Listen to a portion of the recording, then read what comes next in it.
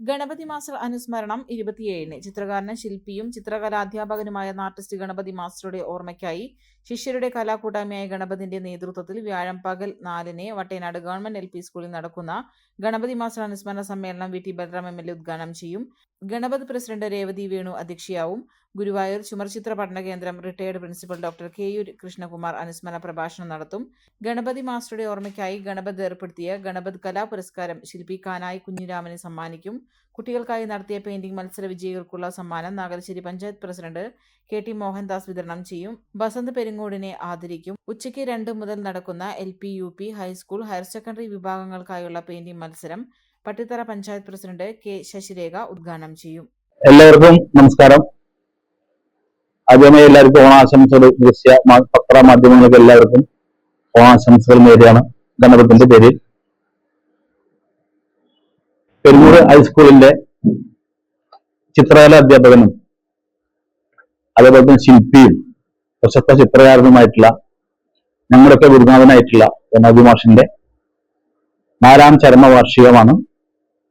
ഓണം കഴിഞ്ഞതിന്റെ പിറ്റേ ദിവസം 27-ാം തീയതി വ്യാഴാഴ്ച 2 മണി മുതൽ തുടങ്ങും.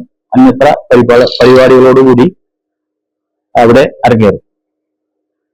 ഒരു 2 മണിക്ക് തൃശൂർ, പാലക്കാട്, മലപ്പുറം ജില്ലകളിലെ കുട്ടികളെ ഉൾപ്പെടുത്തിക്കൊണ്ടുള്ള ഒരു ചിത്രരചനാ മത്സരം സംഘടിപ്പിക്കുന്നുണ്ട്.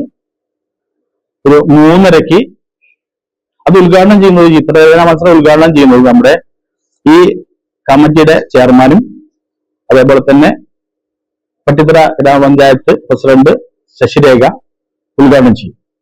നമ്മൾ അനുസ്മരണ സമ്മേളനം തുടങ്ങും. ആ അനുസ്മരണ സമ്മേളനത്തിൽ MLA, ബഹുമാനപ്പെട്ട MLA Thrithala MLA VT Balaram ഉദ്ഘാടനം ചെയ്യും. അതോടൊപ്പം തന്നെ ഗണപത് കലാപുരസ്കാരം അവിടെ സമ്മാനിക്കും. അതിനുശേഷം അനുസ്മരണ പ്രഭാഷണം നടത്തുന്നത് നമ്മുടെ ഗുരുവായൂർ ചുമർ ചിത്രരചന റിട്ടയർഡ് പ്രിൻസിപ്പൽ KU കൃഷ്ണകുമാർ സാറാണ്. അദ്ദേഹം അത് അവിടെ അവതരിപ്പിക്കും, പറയും. ഗണപതി മാഷയുടെ 4ാമത്തെ അനുസ്മരണമാണ് ഈ ആഗസ്റ്റ് 27-ാം തീയതി നടക്കാൻ പോകുന്നത്. അപ്പോൾ അതിൻ്റെ കൂടെ തന്നെ നമ്മൾ ബസന്ത് പെരിങ്ങോടിനെ ആദരിക്കുന്ന ഒരു പ്രോഗ്രാം കൂടിയുണ്ട്.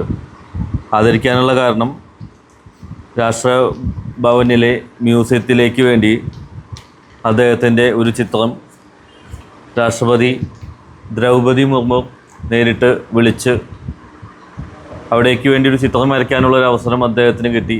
അത് വളരെ അപൂർവം പേർക്കാണ് കിട്ടാറുള്ളൂ.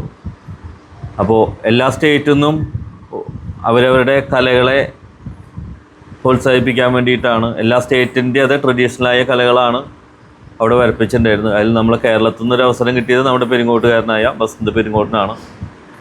അപ്പോൾ അതിൻ്റെ ഒരു സന്തോഷം ഞങ്ങൾ സംഘടന ഒന്ന് പങ്കുവയ്ക്കാനായിട്ട് അദ്ദേഹത്തെ ആദരിക്കുകയാണ്.